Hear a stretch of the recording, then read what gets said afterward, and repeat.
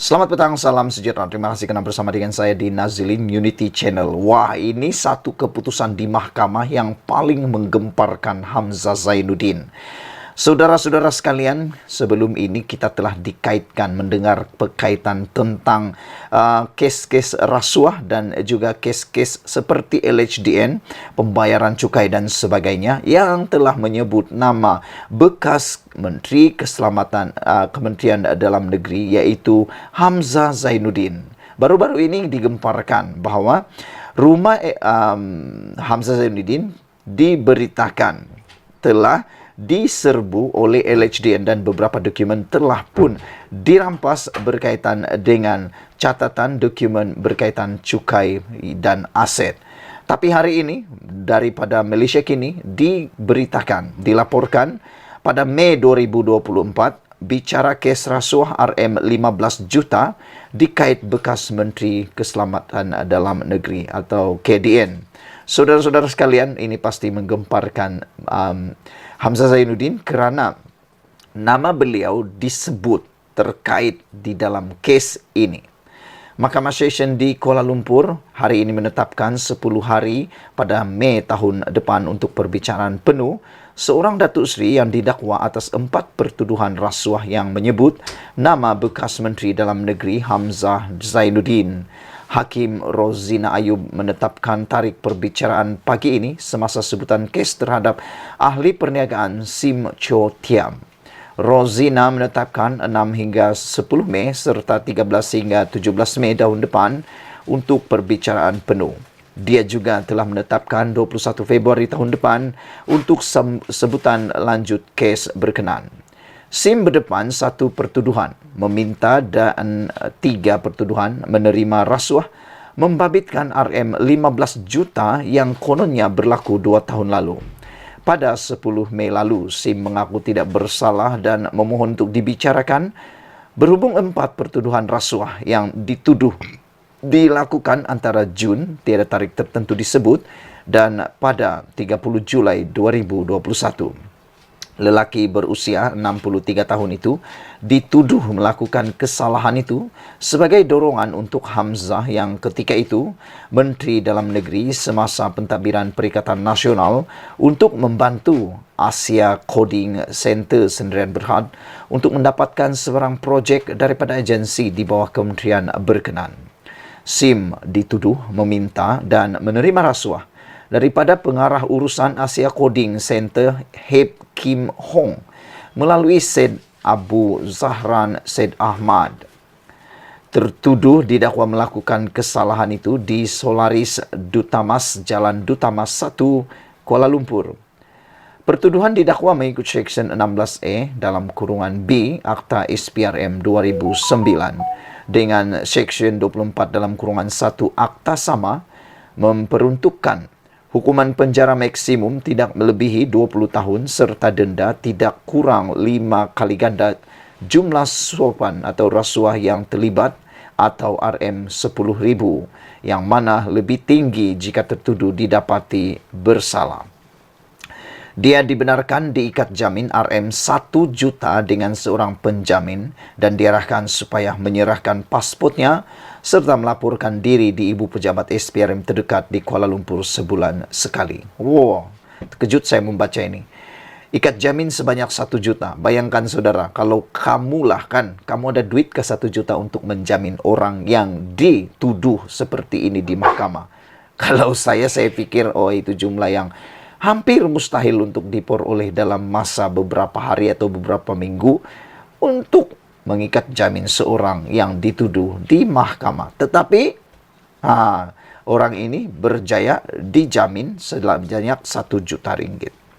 Pada 11 Mei lalu, Hamzah yang juga adalah ketua pembangkang mendakwa tindakan mengaitkan namanya dalam 4 pertuduhan rasuah dalam kes tersebut adalah sebagai muslihat politik yang bertujuan untuk mencemarkan nama baiknya. Pendakwaan dikendalikan oleh Timbalan Pendakwa Raya Nur Asma Ahmad, manakala Sim diwakili Peguam Low Wik Luk, Hana Kem dan Ki Welon. Sementara itu bernama melaporkan perbicaraan kes seorang pensarah Syarikat bergelar Datuk Seri atas pertuduhan rasuah RM15 juta bagi mendapatkan projek milik agensi di bawah Kementerian Dalam Negeri KDN akan bermula Mei depan di Mama Station di Kuala Lumpur. Hakim Rozina Ayub menetapkan perbicaraan kes membabitkan Datuk Seri Sim Cho Thiam berlangsung selama 10 hari. Kedua-dua pihak mempunyai masa untuk membuat sebarang permohonan berkaitan kes ini sebelum perbicaraan bermula. Mahkamah menetapkan pengurusan kes seterusnya adalah pada 21 Februari tahun depan.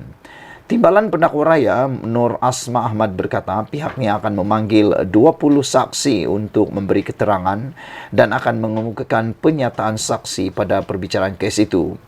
Peguam Datuk Hisham Teh Potek yang mewakili SIM berkata pihaknya menyerahkan 2 surat kepada SPRM bagi memperincikan butiran dalam pertuduhan pada 6 dan 19 Jun lepas. Bagaimanapun kami belum menerima maklum balas untuk kedua-dua surat itu. Oleh itu kami akan memfailkan 2 permohonan kepada Mahkamah berdasarkan Seksyen 153 dan 154 Kanun Tata Cara Jenayah, kata peguam itu. Nur Asma berkata pihaknya menerima surat tersebut dan arahan yang diterima adalah mengekalkan butiran dalam pertuduhan tersebut.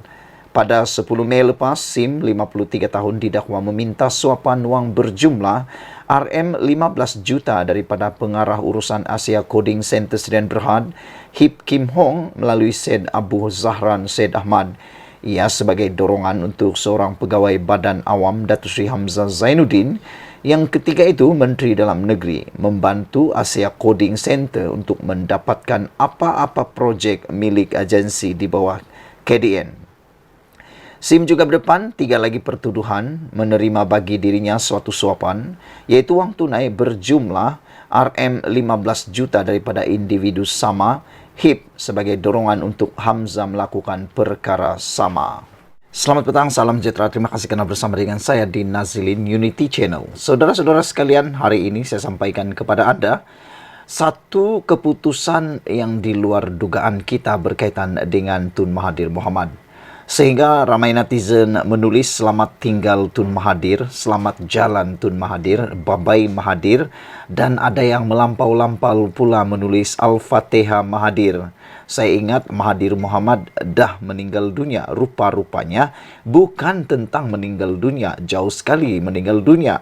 Mereka hanya menulis Al-Fatihah kerana mereka mahu berdoa untuk Tun Mahathir bagi kesejahteraan beliau. Selain daripada itu, ada yang menulis Al-Fatihah Mahathir ataupun ada yang mengatakan selamat tinggal, selamat jalan, bye-bye Mahathir, goodbye selamanya kepada Mahathir, kerana akhirnya Tun Mahathir Mohamad mengumumkan tidak akan bertanding dalam pilihan raya. Ini yang paling kita setujui. Saya setuju dengan tindakan Tun Mahathir Mohamad ini untuk tidak bertanding lagi dalam pilihan raya, memandangkan beliau dah terlalu tua.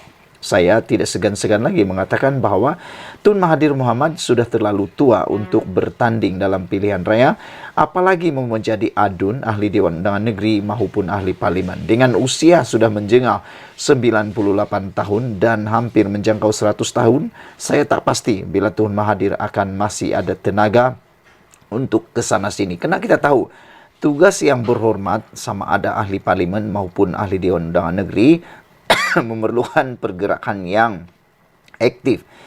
Perlu bergerak ke sana sini untuk melihat keadaan semasa kawasan yang mereka wakili. Oleh sebab itulah, seorang ahli Dewan Undangan Negeri maupun Dewan Negara, Dewan Rakyat haruslah sihat bukan saja dari segi kematangan pemikiran tetapi juga fizikalnya. Jadi bagaimana dengan anda? Adakah anda juga mahu ucapkan selamat tinggal, sayonara kepada Tun Mahathir, dan janganlah kata Al-Fatihah pula kepada Tun Mahathir apabila Tun Mahathir Mohamad mengumumkan untuk tidak bertanding pilihan raya kali ini?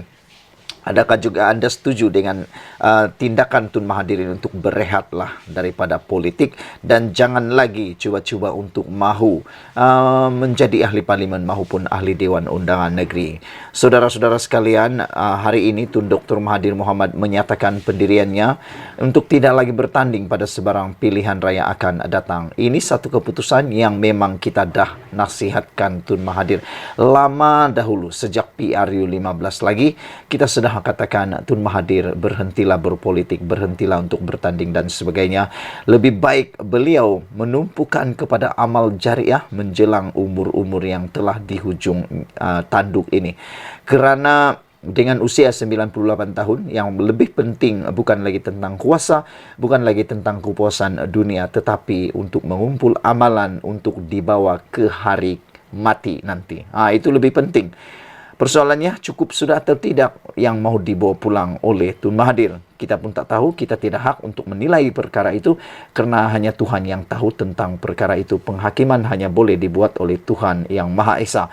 Saudara-saudara sekalian, bekas Perdana Menteri itu juga menjelaskan ketika ini beliau hanya memberi tumpuan kepada perjuangan proklamasi orang Melayu dan mempertahankan hak dan kaum Melayu di negara ini. Kalau orang Melayu ingat kita nak berjuang kerana jadi Perdana Menteri, tidak, bukan sebab itu, kata Tun Mahathir Mohamad. Jadi ternyata Tun Mahathir Mohamad tidak lagi mau menjadi Perdana Menteri. Tetapi yang menjadi persoalan netizen dalam ruangan komen juga ialah anda atau mereka berjujuk kepada Tun Mahathir. Mereka kata, Tun Mahathir, anda sudah menjadi Perdana Menteri selama 22 tahun campur 22 bulan.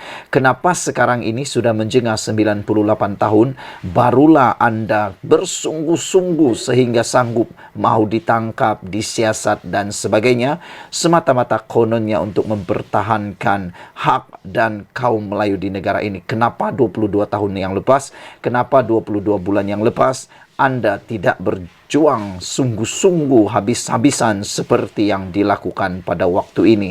Adakah waktu ini baru disedari atau sejak lama dahulu sudah disedari tapi tak berani buat, atau bagaimana, kita pun tak pasti. Terpulanglah pada anda, apa komen anda? Mahathir kata, saya tidak berniat nak bertanding, tetapi saya harap ada orang lain yang akan bertanding, dan seluruh orang Melayu yang sayangkan negara dan bukannya sayang kepada duit, tolak korupsi rasuah.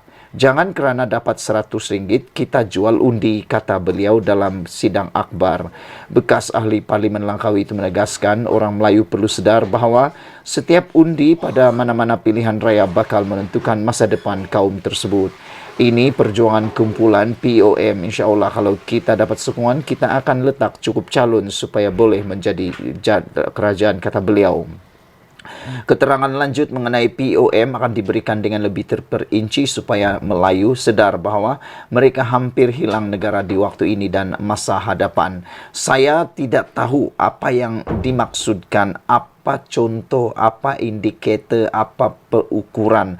Tun Mahathir berani mengatakan bahawa beliau kata akan diberikan lebih terperinci supaya orang Melayu sedar yang mereka hampir hilang negara di waktu ini dan masa hadapan. Tak tahulah apa yang dimaksudkan oleh Mahathir Mohamad ini, di mana letak yang dia katakan mereka hampir hilang negara di waktu ini dan masa hadapan pun kita tak tahu. Itulah persoalan paling besar yang perlu dijawab oleh Tun Mahathir Mohamad, ialah 22 tahun menjadi Perdana Menteri selama begitu lamanya dan menjadi Perdana Menteri lagi selama 22 bulan. Kenapa proklamasi Melayu tidak diperjuangkan pada waktu itu? Walhal pada waktu itu beliau mempunyai kuasa yang cukup kuat. Sehingga kan Anwar Ibrahim pun tak boleh jadi Perdana Menteri waktu itu. Ini kan pula. Sekian dulu untuk kali ini. Ikuti terus ulasan selepas ini. Jangan lupa tinggalkan komen anda, tekan butang subscribe dan share video ini. Kita jumpa lagi. Bye-bye.